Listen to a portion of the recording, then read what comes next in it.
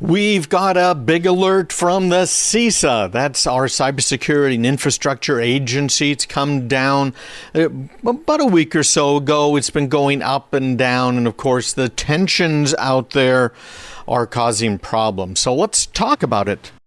CISA is an agency of the federal government, and it's one that I follow, frankly, pretty closely because they are the ones that are supposed to be helping us in industry as well as helping the federal government keep their security stuff in order.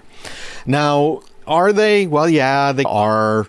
They aren't, but the bottom line is they've got a whole bunch of very cool new things, and I'm going to show that to you here. This is called Shields Up over at CISA. For those of you who are watching online, you'll be able to see it right here. So let me just switch over. You've got it up now. Let me just go full screen on that so you can see the whole thing. But this is CISA, CISA.gov.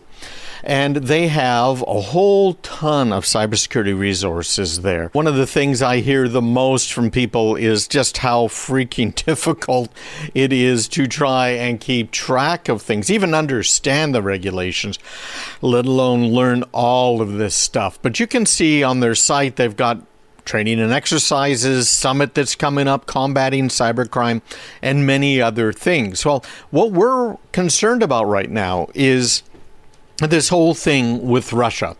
Now, you've heard about Russia a lot. Of course, we've got the germ report talking about Russian fake collusion, frankly. And we have Russians who have been hacking us. In fact, I've got an article on that today. Let me pull that up as well. You'll be able to see it. But it is an incredible thing when you get right down to it. What Russia's been trying to do is attack and steal things directly from our agencies, right? The DoD as well. If you are a contractor, you are in a great deal of trouble. I don't have that article handy, but they are going after all of our friends at the DoD and all of their contractors and subcontractors. So what happened? There was technology that was supposed to be implemented at all of the contractors that, of course, did not get implemented. So that's a problem, if you ask me. But it's now changed, okay? This year, 2022, what has happened? In 2022, they decided that the regulations that were in place were not tough enough, not even close to being tough enough. So what they did is they added teeth, incredible teeth, to these what are called CMMC regulations, which are the regulations that are about the cybersecurity maturity, if you will, of these DoD contractors.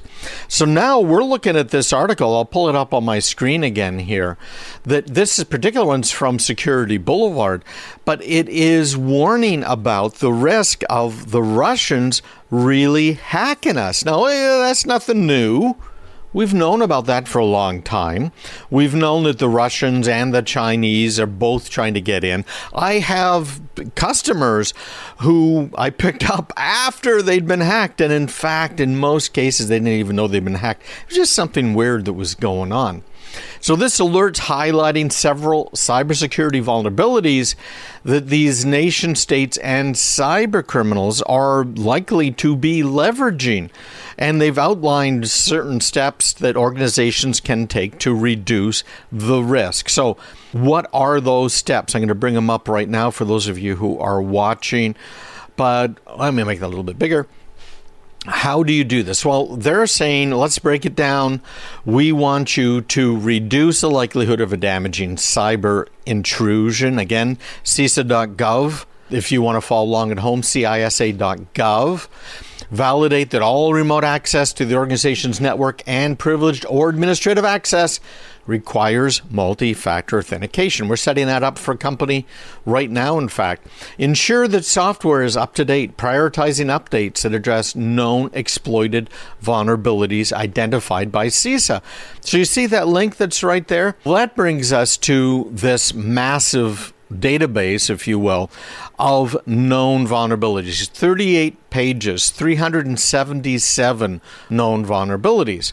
So how does this work? When you get right down to it, you can look at the CVEs. CVEs over here on the left. If you click on one of the CVEs, it gives you some really good information, including some information about how to fix it, how to patch it, and what the severity is. So what you want are those that are being actively exploited in the wild, basically 10 or 9s. It's a scale of 0 to 10. Probably not even 0, but that's where the scale is. You notice here, by the way, Adobe is their top one. They are terrible when it comes to a lot of their software. So you can sort it by whatever you might want to sort it by, when it was added, the action, and the due date, which is for, again, federal government people and federal government contractors. And there's notes there as well. So this is something, if you are responsible for the cybersecurity in your business. You might be the office manager. That's so common in small companies. And as the office manager, you are supposed to be in charge of the computers. I can tell you with a great deal of assurance that most of the companies that are providing computer service are not providing these types of updates in a timely manner. Why? Because it's difficult to do. So you have to do it. You have to track it. Okay. So Shields Up. Let's go right back to that. They're talking about the other things that you should do if you're using cloud services. This is just incredible because there's more you have to do. Microsoft, I had to put this in a proposal this week because the company didn't realize they're using all of this Microsoft 365 thing. You've probably heard about that. They've got email, they've got SharePoint, they've got all these other wonderful services, and it's nice and inexpensive to use. But here's your problem.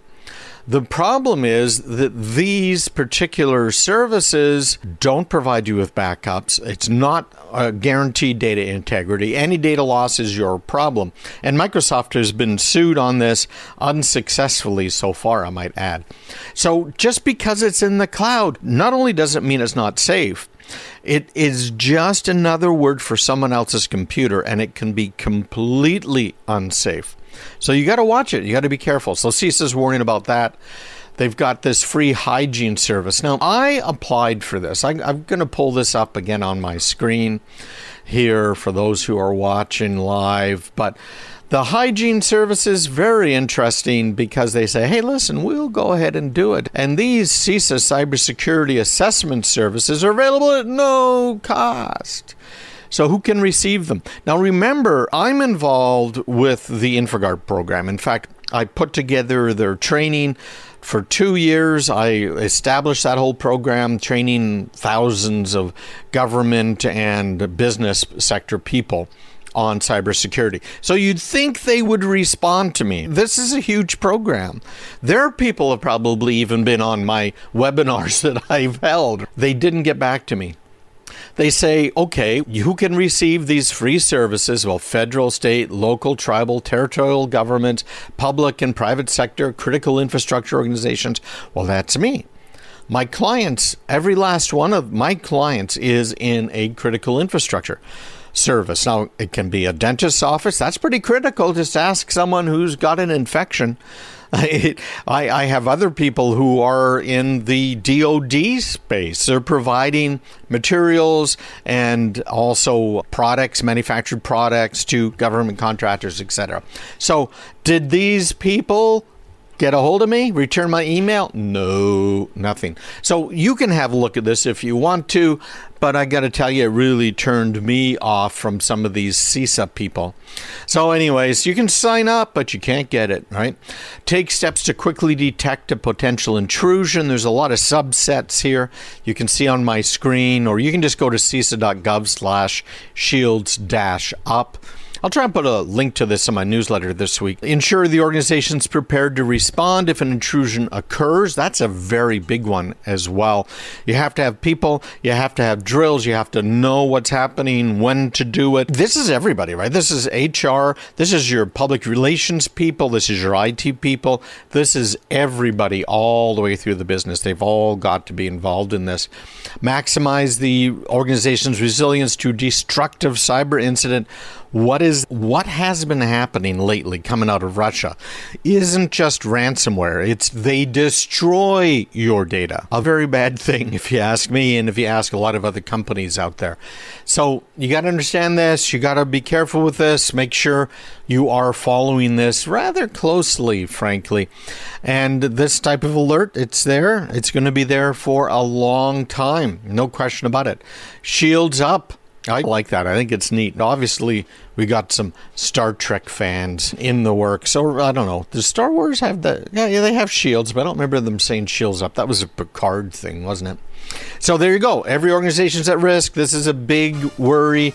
It comes and goes. It's like the orange and green and yellow or whatever those colors were over on the other side, right? From our friends at Homeland Security. We've been legitimately concerned for years about the government watching what we're doing, listening in to what we are saying. Well, there's ways that they've been monitoring us for a very long time, and senators now want even more senators, right? What are you going to do about them? It is back. I'm going to put this up on the screen for those watching live, but people don't want outsiders reading their private messages. Not physical mail, right? Not text, not DMs. Great little article here from the Electronic Frontier Foundation. These guys are just amazing. I have agreed with most of what they've done and disagreed with some of what they've done. But basically what they're saying is we have a right to privacy, and it is enshrined in the U.S. Constitution. It's something we're supposed to be paying attention to, isn't it? And what we're supposed to be secure in includes our papers. Which papers are we talking about here? I've got some paper here. Well, this is an index card, right? I've got some paper here. There's some notes on it. So I'm supposed to be secure in this. So I guess that means that the file cabinet over there is secure, right? We don't have to worry about the government breaking into my file cabinet.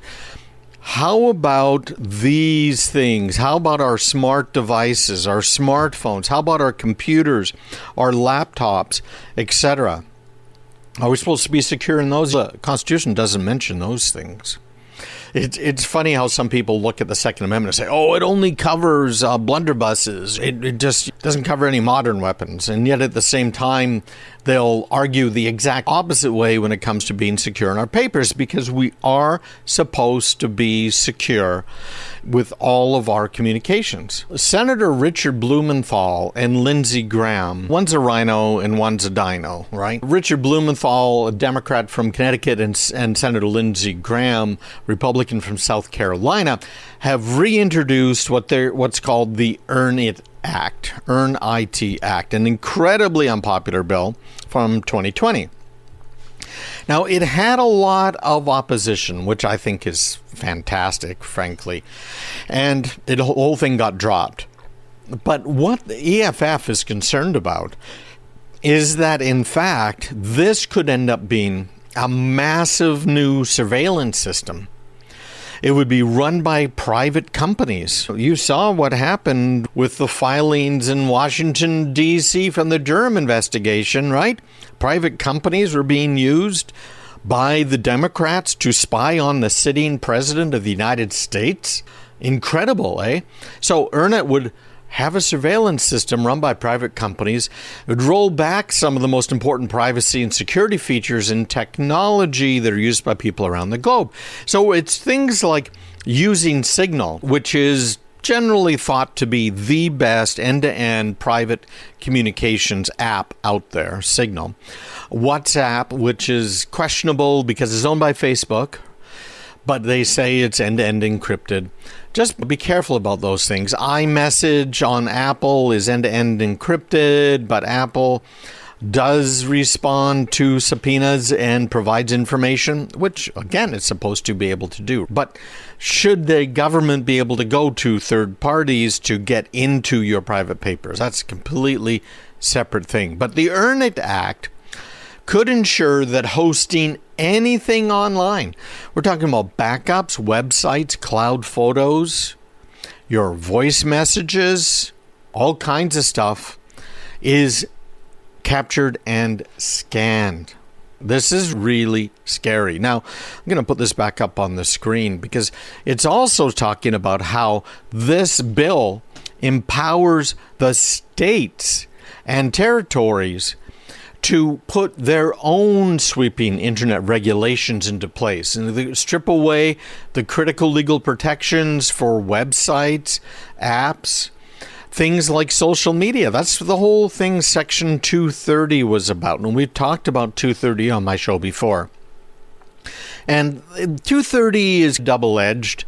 You got social media sites saying, well, Section 230 lets us limit what people can say on our platform.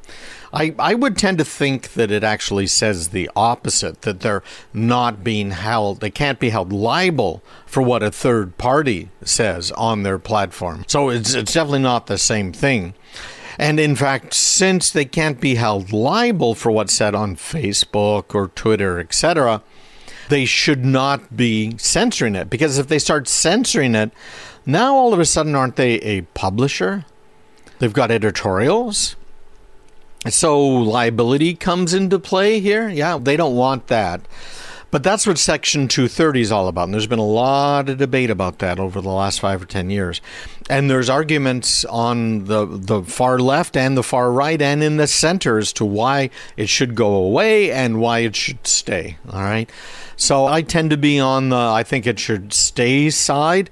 I don't like what some of these companies are doing by censoring speech, particularly libertarian or conservative speech. They censor like crazy.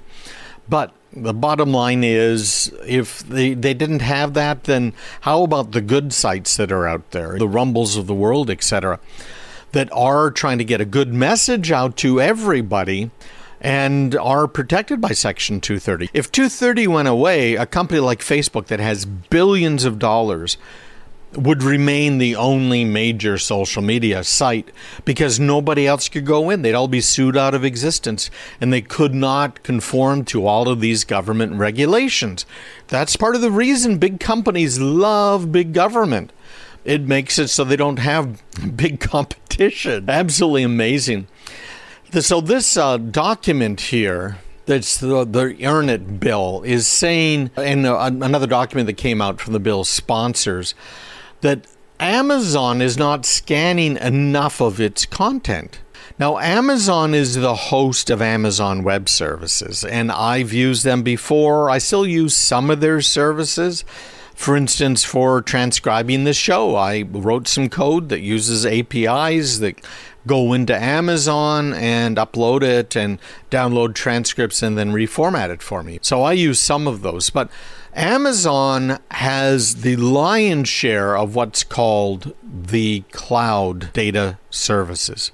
So they're storing a lot of data for people, long-term data in Glacier, for instance, and short-term data in S3. But they're complaining. A huge number of websites are hosted there, and this bill's aim is to ensure that anything hosted online gets scanned. And the bill creates, this is just, you couldn't make this up, a 19-person federal commission dominated by law enforcement agencies, which will lay out best practices for attacking the problem of online child abuse. It's for the children, everybody. Regardless of whether state legislatures take their lead from that commission or the bill's sponsors themselves, we know where the road will end, says the EFF. Absolutely true. Government-approved software like Photo DNA. I don't know if you've heard about what happened with Photos and with Meta, Facebook, but they just lost a huge lawsuit where they were sued by a few different states about, you remember it would automatically tag people in photos? So it was doing photo recognition, the photo DNA thing. And they got sued because they weren't obeying the law. Yeah, we can talk about that one for an hour as well. So earn it, not something you want, but apparently these senators want it as well. We've got a problem with our cars nowadays. Have you tried to turn a wrench on one of these things? They're all computerized. I don't mean a computer. Some of the cars nowadays have dozens of computers in them. How about repairing them? We're going to talk about right to repair. A great article in Ars Technica that you'll find, and this is about the fight for the right to repair. Now, there have been a few right to repair bills that have been released over the years, and the idea behind this is, well, having a big fancy car is wonderful. You can drive it all over. But how about when it's time to get that car repaired? What are you going to do? How are you going to do it? Right? Does that make sense to you? It can be a real problem. And this article is fascinating because it talks about this Chi Ferelli who had a Subaru SUV. Now, she bought this in 2020. A lot of people buy Subarus because that engine is incredible. There's nothing like a boxer engine. That's what my motorcycle has.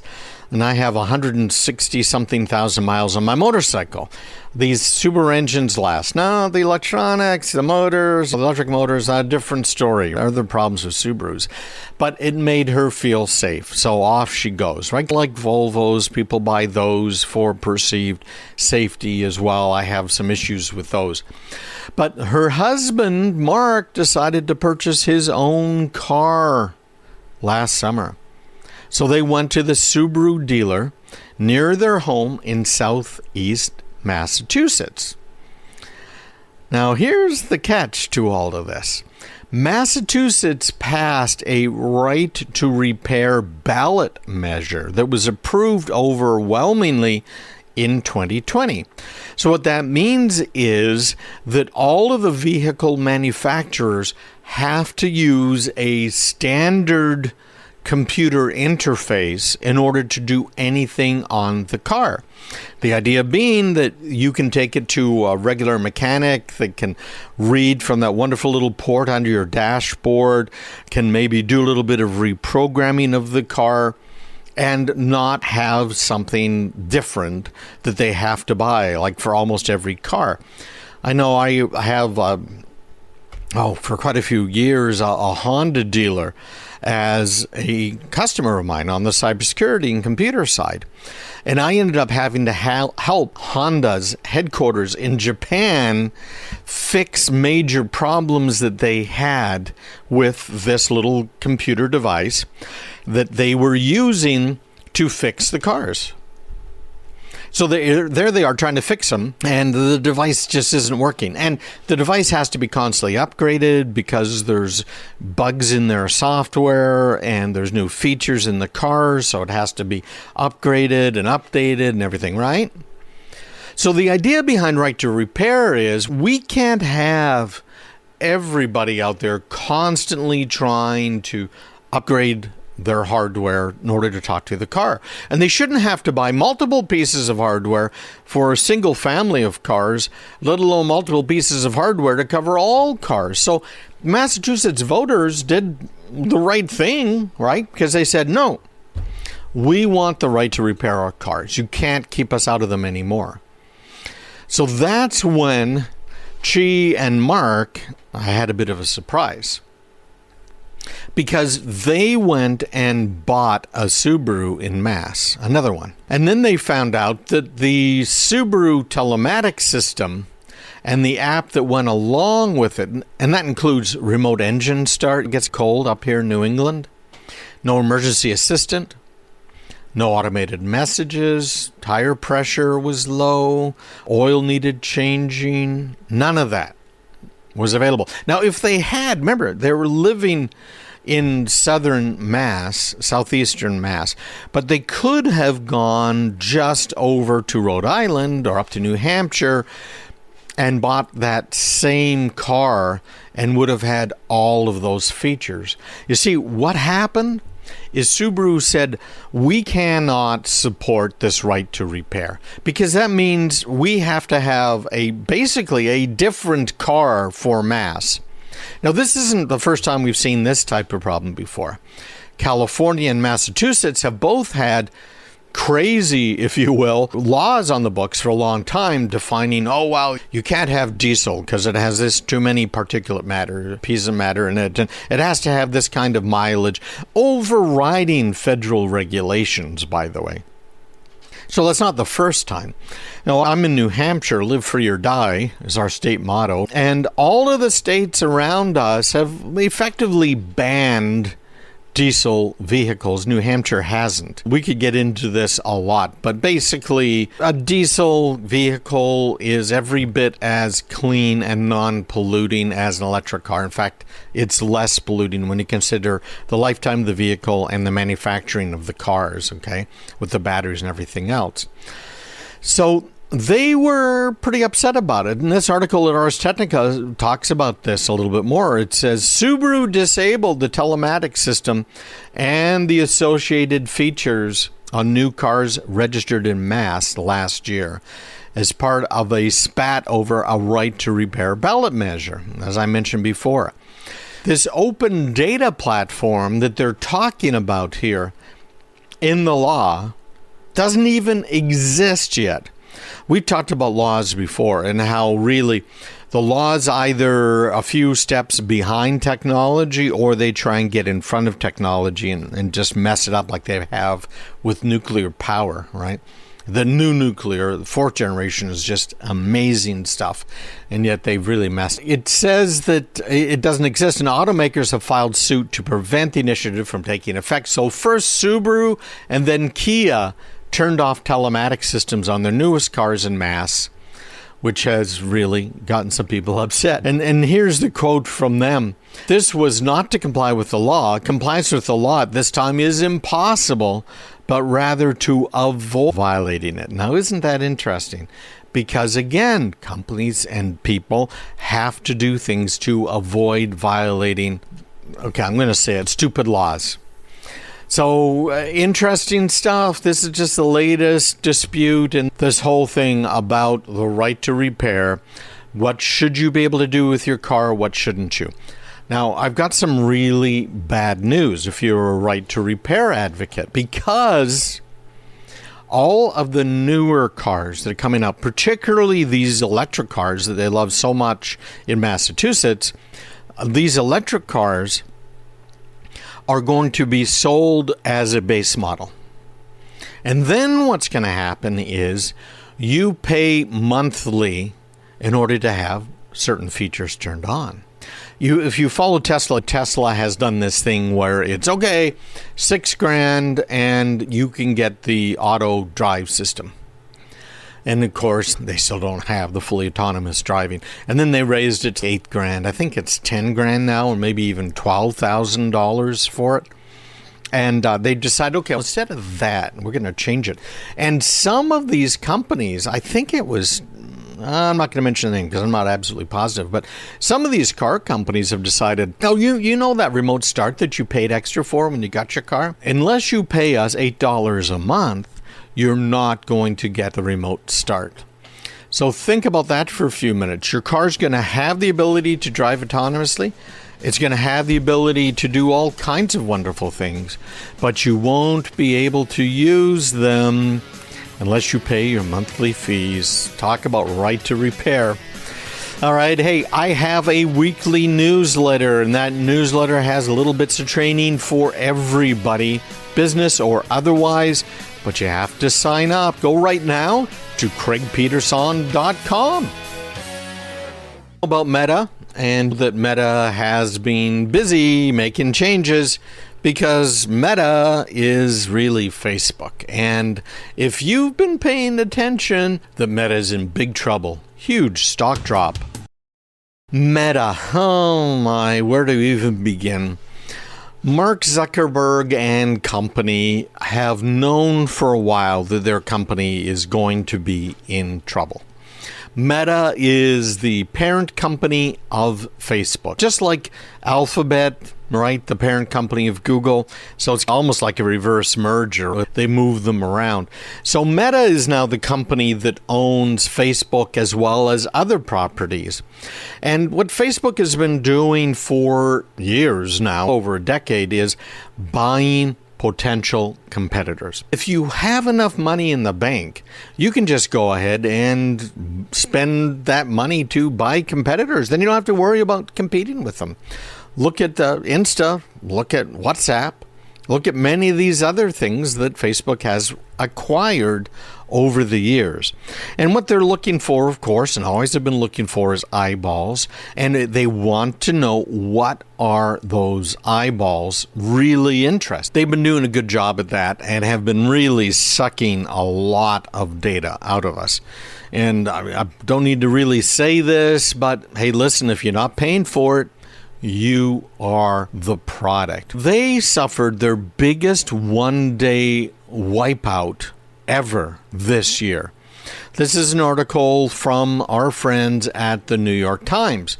So they're saying Meta, the company formerly known as Facebook, suffered its biggest one-day, they called it a wipeout. I love that.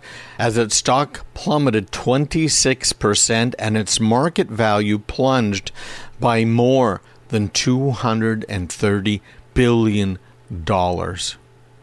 So they had a really bad earnings report. They have been trying to transition from social networking towards what they're calling the virtual world of the metaverse. Now, the metaverse has been a promise for a very long time. And you can think of it in a few different ways. One way is that you have the goggles. I don't know if you've seen Ready Player One, a sci-fi movie where this kid is trying to solve this, basically a riddle that was put in place by this guy, geeky guy that founded this company. And they all played this video game against each other.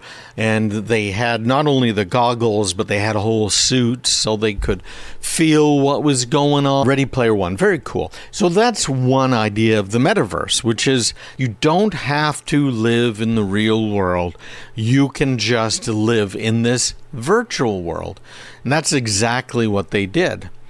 So they reported some modest gains of new users over at Meta, which includes, of course, Instagram, Messenger, and WhatsApp, which are the core of their money.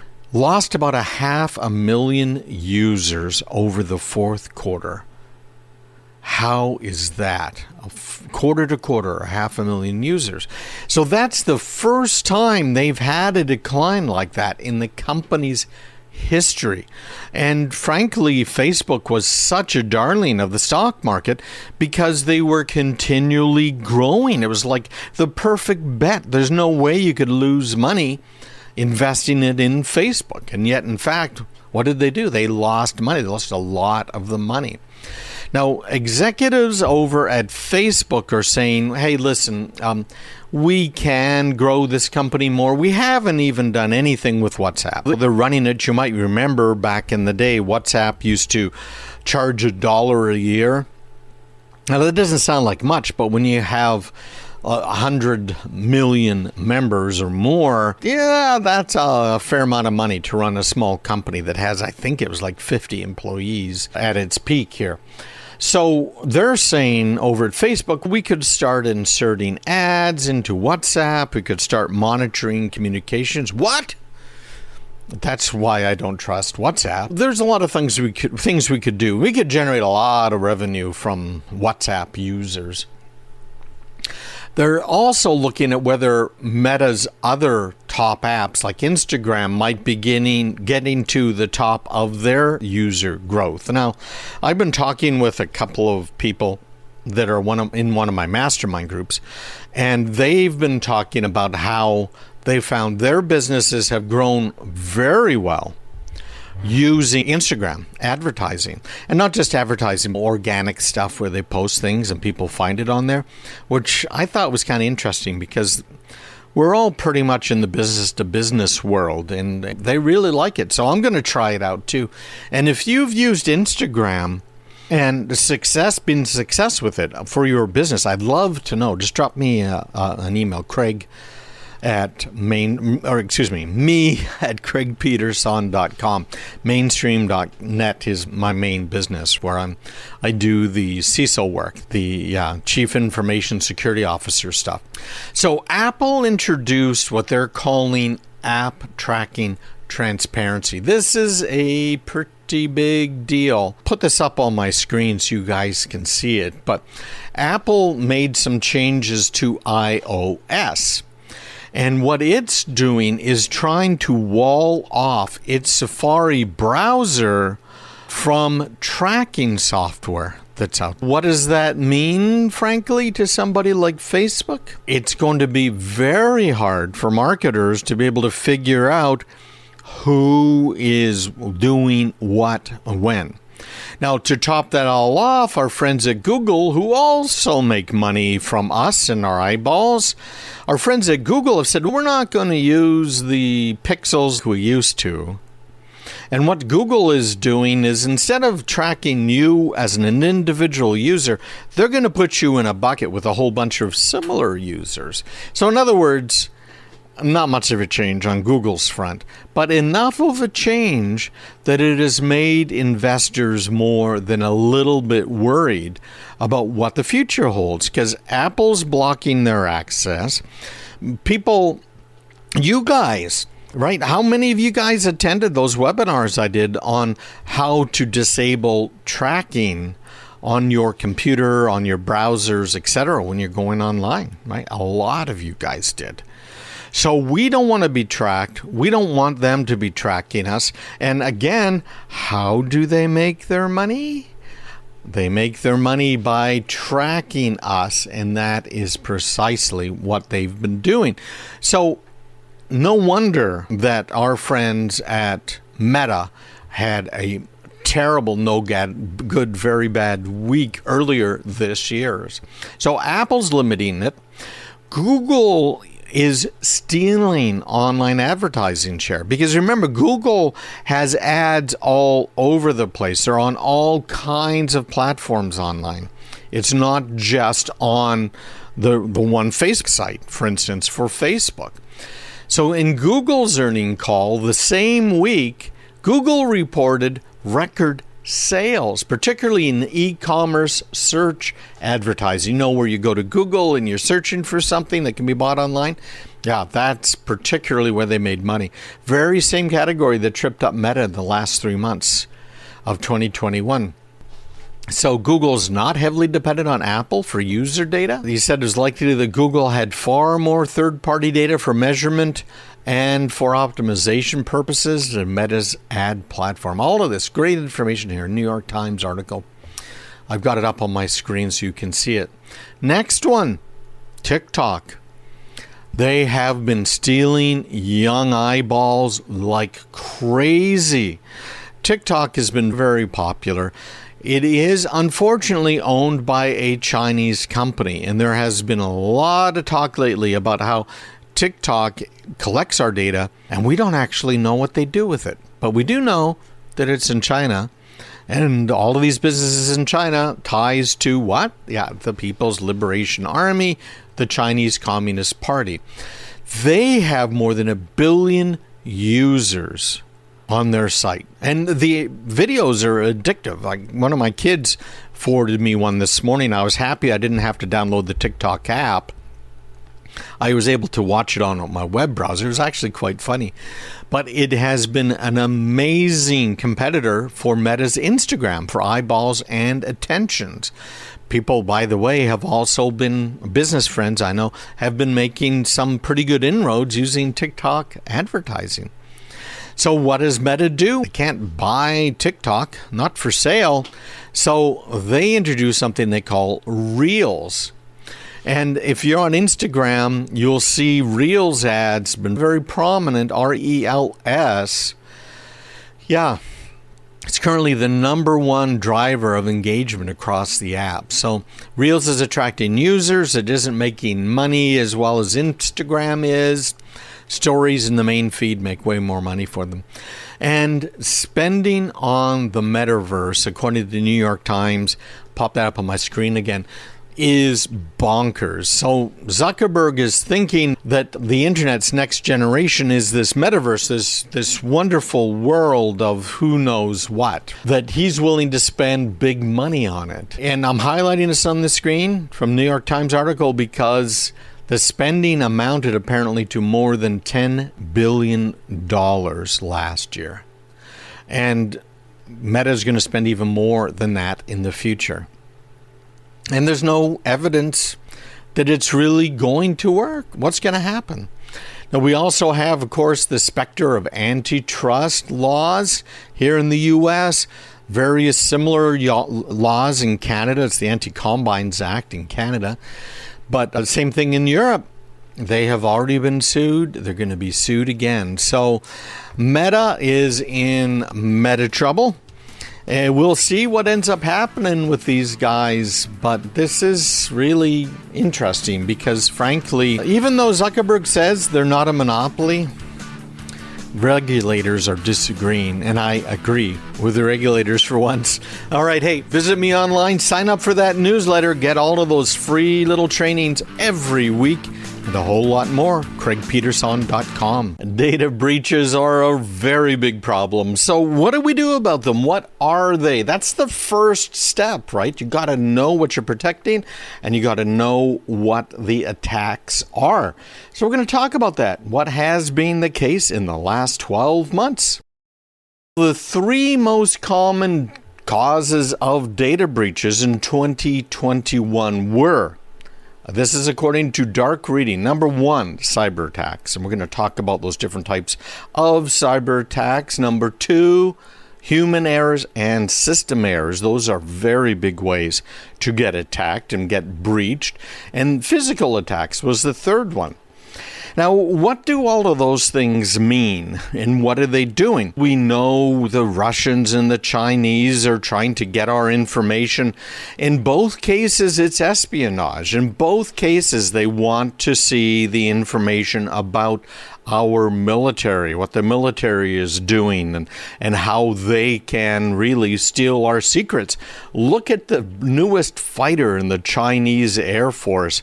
That fighter looks a lot like our fighter. In fact, they beat us to the punch in making it. Near as we can tell, they've still got some things to work out. But they made it from our designs, which they stole. That's the allegation. And certainly looking at the 2 planes, I think that's probably exactly what happened. That's what they're doing. So that's on one end of the scale, right? Way, way up there where it's major industrial espionage. It's worth billions of dollars. And then there's you and me.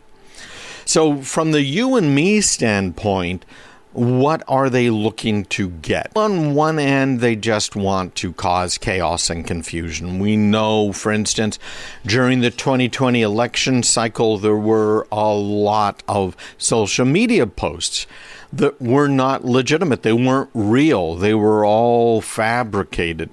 We know that they were trying to do it, particularly the Russians, just to confuse the issue entirely. Same thing in 2016.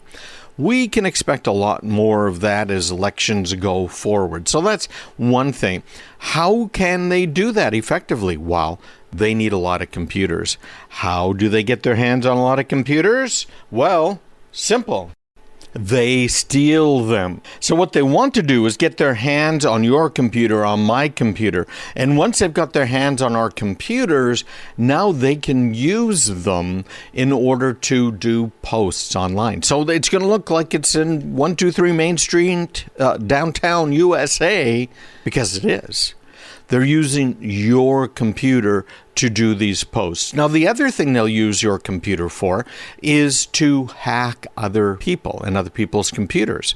So you've seen it for years. I remember the Matthew Broderick movie War Games, and they were trying to go through. Remember back then it was dial-up modems going through the network in order to hide where they were and to get around blocks that were in place. That sort of thing is continuing to happen today, where they can hop between the computers.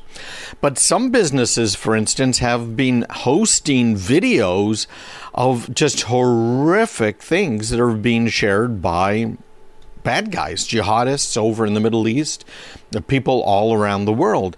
They're using our computers as store and forward. The biggest thing right now is what's called phishing. Now, phishing has a few different categories, and if you're watching this, you can see right now the growth in phishing over the last 3 years. So in 2019, it was 928 cases. Again, this is reported, right? To 2020, it went down slightly. Yeah, the vid. And in 2021, it doubled to 1,600. Isn't that amazing? It doubled.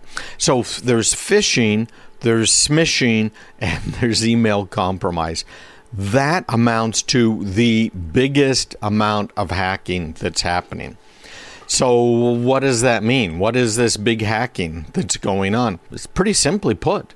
We're talking about hackers who are trying to fool us into doing things. So you've heard about phishing attacks, I'm sure, before. phishing. And that's where a bad guy sends you an email, looks like it's from some legitimate source, and it might be a bank, it might be the FBI, PayPal, you name it. So you open it up. And when you open it up, what ends up happening? Well, you click on a link inside there. There are bugs in various email programs. There have been over the years where just having that headline show up in the summary caused your machine to be compromised. But nowadays, most of the time, you have to, in fact, click on something, do an action. So that's phishing. I just prepared a video for our clients, one of whom was having a real bad problem with phishing attacks using specifics for their business. It's okay, now, one of our vendors got hacked, and they're using their email server to send phishing emails. That happens a lot. So I put together a training video for their people. Okay, here's the vendor. Here's what these things look like. Here's how you report it. Here's what you do about it. The next one is smishing. This is effectively the same thing as phishing, but it's using SMS. It's using text messages to try and get you to do something. So again, it might be a link that's sent to you in a text message. It might be a message saying, call me. I get almost every day a message on WhatsApp. We use WhatsApp for one of my masterminds. I'm not a fan of WhatsApp, you know that, but that's what everybody else is using. It's not the worst thing in the world, but I would say at least weekly, maybe every, twice a week, who knows. But I get a message saying, is this Brian? Of course, I'm not Brian, right? I'm Craig Peterson. So the normal response from somebody would be what? No, this isn't Brian's number. But the problem is that now you have engaged with them. They know there's a real person. They start a conversation. They try and get a little bit of information about you and then use that against you to get into bank accounts, to steal money, etc., which is the third phishing, which is called BEC, which is the business email compromise. This is absolutely huge. According to the FBI, there have been billions of dollars stolen using BEC. I know one company that got really nailed and their operating account got emptied because of a business email compromise. So what is that? That's where you get an email at your business email address. And that email, again, just like a regular phishing email, looks legitimate. So you look at that email, it looks legitimate, you open it up. Okay, so far it's the same thing. But what they're trying to do with the business email compromise is get you to do something that's going to hurt the business. In these cases that I've been talking about, what happens is it looks like it's from the CEO or it looks like it's from the CFO. We could talk about a lot of the different compromises that have happened. Probably one of the most famous is with Barbara Corcoran. She, of course, on Shark Tank, and she had about $400,000 almost stolen from her because an email was sent to basically her bookkeeper accountant saying, hey, we need to pay $400,000. Here's the account number. Because remember, she's in real estate, so there are rehabs happening all of the time. And the assistant, I think, caught it, and they were able to stop the transaction, which is amazing because you only have seconds, quite literally, in order to stop those types of transactions. So she stopped it. But that's an example of a business email compromise. There are fancier ones that happen too. This is the problem with having your email addresses or names even on your website. So people can just go to the company website and say, who's the CEO, who's the CFO, who's this person, who's that person. And so they go through all of that information, and they've now got something they can use against you. So what do? They know who the CEO is, so they chum up to the CEO, Facebook or other social media, LinkedIn, where'd they go to school, and then they send a note on, let's say, LinkedIn or Facebook saying, hey, I want to follow you, I want to talk, whatever. Remember me? Because you put on LinkedIn that you went to Harvard Business School. So, yeah, you remember me? We were in class together. This is Joanne, and we took Econ 101 at Harvard. Right? So now a conversation starts up, they get linked into you, they get your Facebook, start following you and see, oh, they're going to be in the Bahamas this week. That means they're out of touch. So during that week, they go ahead and send an email to the CFO saying, hey, we've got this new vendor, and if we don't go ahead and pay this vendor, we're going to lose them because we haven't paid them in 3 months. So the CFO then wires the money. Now you might think, oh, that's just too much work. First of all, $100,000 will support families in Eastern Europe for about 3 to 5 years. Okay. Secondly, that particular tactic didn't just get them $100,000. It got them $45 million. Oh, and it wasn't them. It was a single person that was able to do that. So business email compromise, you've got to watch it. And then, of course, all of the normals, right? Ransomware, malware, unsecured cloud environment, credential stuffing, etc., etc. All right, hey, I want you guys to take a minute right now. Go to craigpeterson.com. Once you're there, you'll see right at the top of the page. I'm going to pull this up here for those watching on video. Subscribe for email updates. You'll get my updates. You'll get my trainings as well.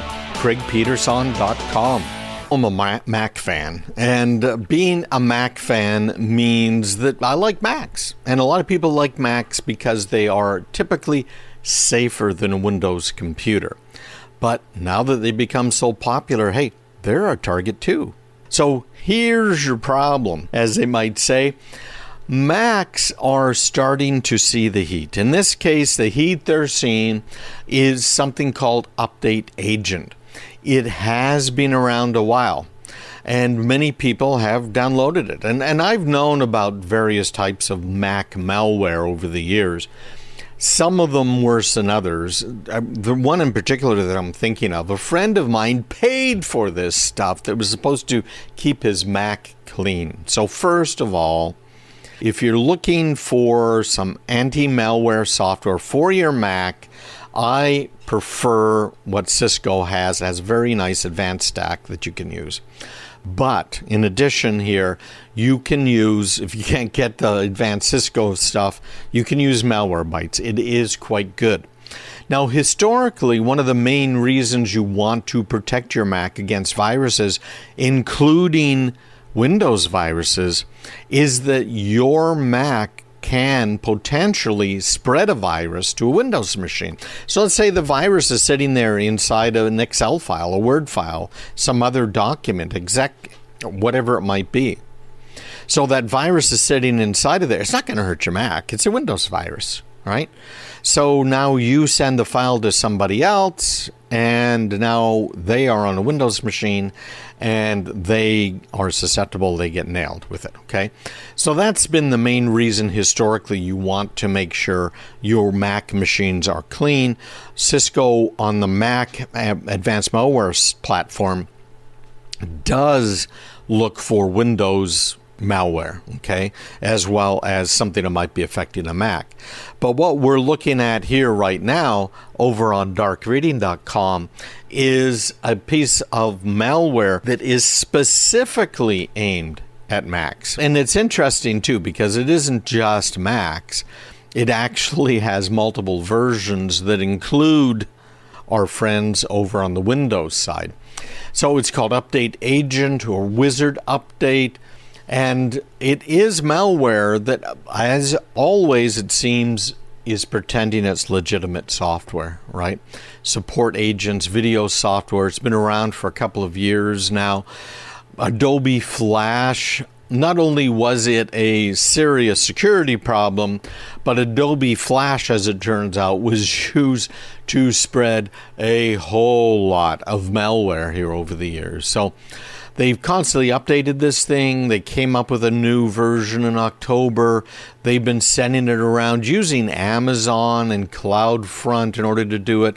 So instead of using zip files or what Apple uses, which are called DMGs, which are basically compressed file systems, the new version can use zip files or Mac DMGs. So it's not good. Again, be very careful. Now, Apple has had for quite a while a signature-based thing where software developers register with Apple, they sign the software they send out.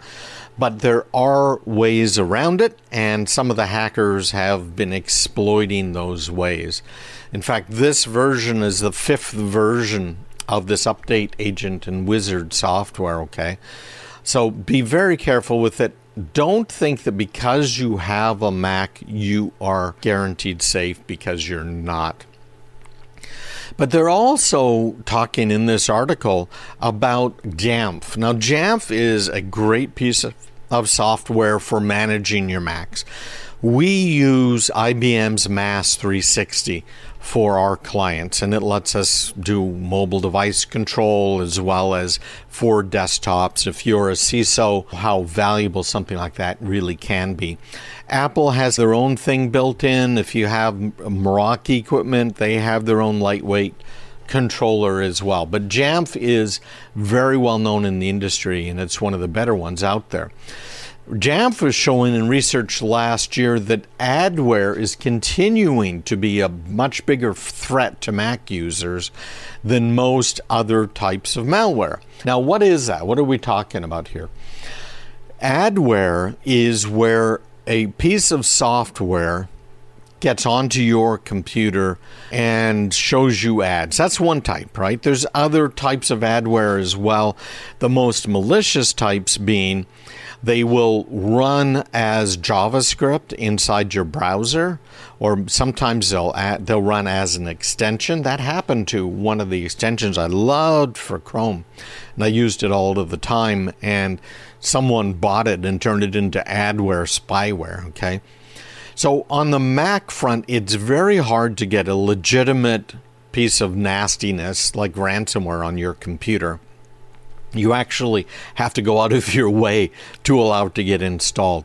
But this adware, some of it even mines Bitcoin. We've talked about that before, but what'll happen is there's just an ad in an ad network, right? So if I pull up my screen again here, this is just the regular web page here for Dark Reading. It's the article we're talking about.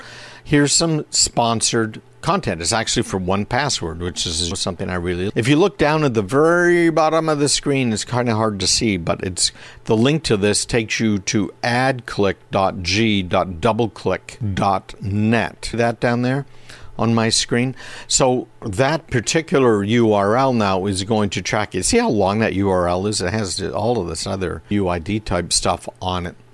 That's an ad. And that ad was probably delivered via a network of some sort.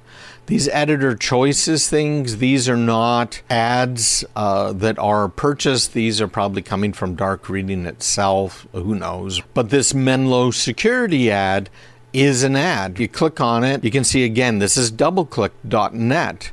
These ones here are not DoubleClick. Those are direct on this paper. So what is that? DoubleClick is what we call an ad network.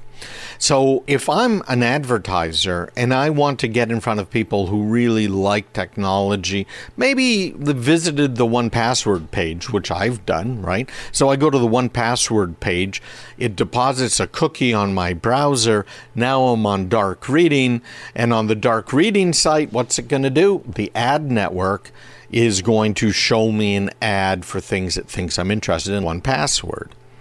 So the guys who paid for the ad to DoubleClick, so that's how DoubleClick's making money. They show the ad to me on dark reading, so that's how dark reading's making money, either by showing the ad or potentially by being paid when I click on the ad, if I do click on that ad. Right, so if it's a company you like, don't click on the ads because it's going to cost them money. If it's a company you don't like, then click on the ads. There's actually plugins, by the way, that will click on every ad on every page you go to. But not really. It's not going to take you to all these sites. It's just going to look like you clicked on it. So these ad networks are being used by bad guys to put an ad in that is actually some form of malware. So just seeing the ad might cause some JavaScript to start, and you've probably seen this before. All of a sudden your computer screen is just full of all of this crap. Where did that come from? It probably came from a small window, hidden window, that came from some of this ad stuff that's out there. All right. Big problem, and it is right now the biggest problem in the Mac world, according to Jamf, and it's called malvertising. Okay, got all these cute names for everything. Malvertising in this case. Hey, thanks for spending a few minutes today. If you would, please go right now. Go to craigpeterson.com. You'll see at the top, subscribe for email updates. When you subscribe, you're going to get my top special reports on passwords and other things, and you'll get my weekly emails and trainings.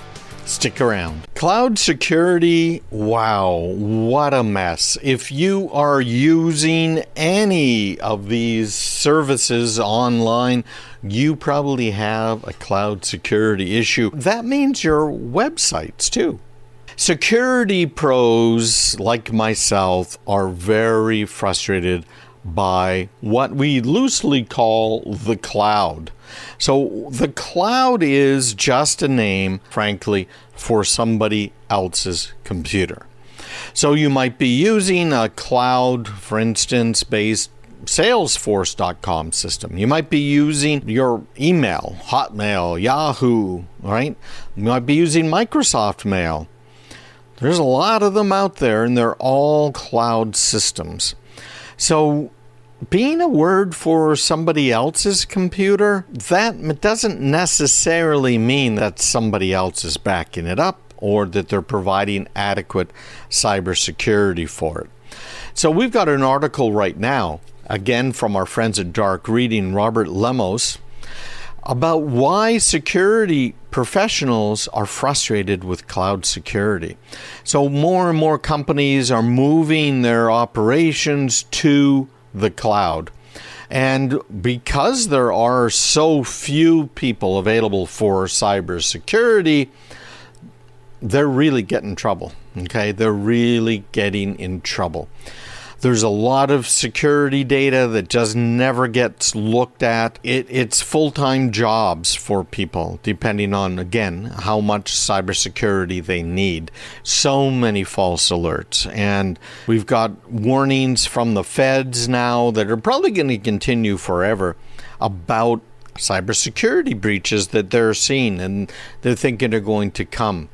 So security data, they're saying, is wasting more than half of the time spent on security issues. That is not a good thing because there are so many false positives when it comes to cybersecurity.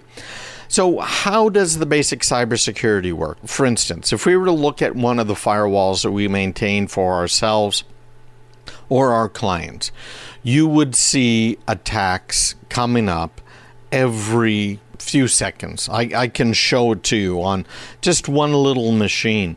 If you're talking about a bigger company or a contractor for the Department of Defense or a subcontractor for the government in any angle, you will see sometimes dozens of attacks per second. So they're pinging, they are trying to connect to services like Microsoft Remote Desktop. They're trying to break in any way they can. That is, frankly, a pretty huge problem. Are those legitimate security alerts?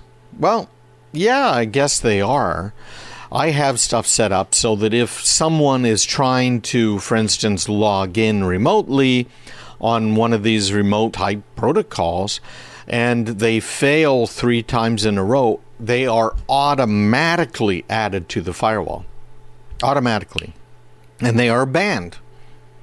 Now, it removes that ban after a while, but if they do it again, they get banned again. So we know who the bad guys are. And let me tell you, there are a lot of bad guys out there. I don't know if I can get on that machine right now, because I think you might find that interesting. Yeah, it's not going to let me on right now. So I'm not going to do that. But it is a very big problem. Should I be looking at each one of those security alerts about somebody trying to remotely connect to one of these connection services, right? Desktop services, SSH services? Well, probably not. It's probably not the best use of my time. So what we have is other canaries, if you will, in the networks. So other points that, okay, they're trying to get in from the outside, but people are always trying to get in past the gate. But if they are not successful getting past the gate, I don't really care so much. Okay, so how do we tell if they're inside the network? So we have other security probes inside the network. We have probes in the switches themselves. We have every network segment firewalled from each other. And in some cases, we have absolutely zero trust. So every connection to any machine is checked and firewalled. Depends on how much cybersecurity you need. So this is a report from a cloud automation firm called Lacework, and they talked to 500 security practitioners, blah, blah, blah, right? They are saying that the vast majority of respondents regularly have to deal with at least a 20% false positive rate, and a third deal with a 50% false positive rate. The analysts are not alone. Only a third of developers believe that the time spent on security is meaningful, according to the survey. And frankly, that's what we have found as well. And that's why we have automated systems. And the automated systems say, whoa, this looks really bad. And that's when a person gets involved. So it's a real problem. Now, here's the next step. And the next step is, well, we had so many people who were working from home because of the lockdowns. Following the start of the coronavirus pandemic, according to this article of Dark Reading, organizations quickly moved operations to the cloud. We know that's true. We've seen it. We've helped companies secure themselves from their hasty moves to the cloud. But after 2 years, companies still have a long way to go before moving all of the operations to a cloud, as less than half of respondents consider the most important applications to be cloud native. Now, this is really important because some companies have been moving, and particularly some of the larger ones, moving critical applications back in-house. Now, the cloud is wonderful. A lot of vendors love the cloud because it's MRR, monthly recurring revenue, right? Yeah, you can use my software, but you have to pay me every month. Oh, and by the way, I don't want to support you guys anymore. I don't want to have to get onto your servers and take the support calls. So I'm going to do all of this on my servers. We'll call it the cloud. Maybe it's on Amazon or Azure, maybe it's in my data center, whatever. And I'm going to charge you a premium. What's happening with your data when it's sitting on their computer or Amazon's or Microsoft's computers out there? Right? It's a very legitimate question and a very concerning question, frankly. Cloud apps, particularly those that aren't specifically security related, won't have the types of details on security that are really needed. So you talk about all of the false positives that you have as a business in your own networks. How about false positives that these guys would have in the cloud? The bottom line is, forget about it. You can't see any of those security breaches. You don't know if your data has been stolen, et cetera, et cetera. And that's why we use a cloud lock in front of all of these cloud apps. Now, this is fascinating too. This is from our friends over at Burning Glass Technologies. Only professionals with application security experience were expected to be in greater demand, with a 5-year growth rate of 164%. Okay? Yeah. And they're talking about 115% growth as well. Hey, visit me online, get all of this information and more, including a little bit of training, right at craigpeterson.com. Go there right now at the very top. You can sign up, get my newsletters, and get my special reports. craigpeterson.com. So we know already hackers went wild. So what are the things we should be doing to help keep ourselves safe? 5 things we're going to go through right now. How to stay safe. This whole thing with hackers it's just so annoying. I got hacked back in, now I'm trying to remember, 91, 92, something like that. And it really sent me for a loop. It took me about 3 days to figure out what was going on. So I had a couple of DEC servers. You might remember those, Digital Equipment Corporation. I was working for them as a contractor. So I had purchased those systems and I had them in my data center that I had built in the building that I bought. And it was down on the ground floor. It was something I was really proud of. It was just cool. It was so neat. So I was down there in the computer room trying to figure out what had happened, because my customers were calling and complaining that the email wasn't working. It wasn't going through. What was the matter? I had banks of dial-up modems. I had my T1 lines going to the internet, which cost a pretty penny. And all in all, just trying to figure out what's what and how did this happen. And it turned out it was a backdoor that was purposely built into the mail application. So with the mail application, it was SendMail I was using at the time. Still a great mail program, but I tend to use Postfix now. And then, of course, I use, again, Cisco's advanced mail filters, and often will use Microsoft email for businesses and then put the additional mail filters in front of that. But SendMail had this feature so that you could get onto someone else's mail server that was misconfigured and reconfigure it for them, which was really a cool idea. It worked great for years when the internet was a safe place, when it was just us online, a bunch of wonderful people, libertarians, trying to spread the word in the gospel of libertarianism and sending jokes back and forth and using Usenet and everything. This is before websites even existed. And it was a shock to me to see what had happened. And it was something called the Morris worm. And one of these days we should probably talk about that whole worm thing. But it nailed me, and my machine was spreading it to other machines on the internet. And the reason it all slowed down and the mail stopped was it was so busy spinning off new processes to find other machines to infect that the machine just ran out of gas. So it was very frustrating. And although my business was a technology business at the time, I've almost always had technology businesses, but it was not an internet security business. Who was dealing with that then? Nobody, because it was barely legal to do business on the internet. I think I was doing it before it was actually legal to do business on the internet. It was just Al Gore and me back then. That problem really got to me. And none of my customers understood what had happened, and there was no reason to even try and explain what a worm was and stuff. I just said some hacker got in, and of course, back then, hacker was a term just used for people that were not professional computer programmers. A hacker was somebody that sat there and hacked at code and tried to figure it out and tried to put it together. That was what do? You tell them the basics of what happened, and you continue on your way. So I almost lost the business, frankly. I ended up losing some customers over the next few months, but not very many. So it worked out okay. But then in talking to friends of mine, I found out even more of them that had been hacked and that it was a serious problem. What do? They turned to me because they knew I'd been hacked before. They know I was a techie guy.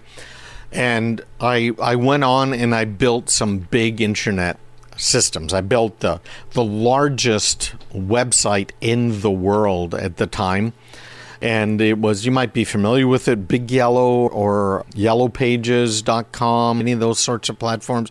I built the first one of those and got that up online, built the whole data center, and even had to make our own routers at the time and firewalls. We actually designed one of the world's first firewalls, and it was my design. And I had a couple of guys that helped to implement it with me. We had to do everything back then. And ever since then, I've had a focus on this because one of my clients had $1 million a day lottery system down in New York City. You got to keep that safe. And they were sending out millions of emails. So I had to learn about the email security, all of that stuff. So I mention all of that to you guys because think about the position you're in now. I don't think it's much different than the position I was in 30 years ago. But you don't want to spend all of the time that I've had to spend the last 30 years to understand this better and to learn how to protect it better. So that's why I do what I do. I try and get this information out to you. Here's another article from our friends at Dark Reading, and it's Lech. I think they invite people to come on and write things for them. But he's talking, he's a product strategy manager over at Ubuntu, Canonical. They've been around quite a while. Ubuntu is a Linux distribution. So what's happening? We know about the Colonial Pipeline, right? We know the hack that happened and how bad that hack was. It was absolutely huge. And it affected all of the East Coast for fuel.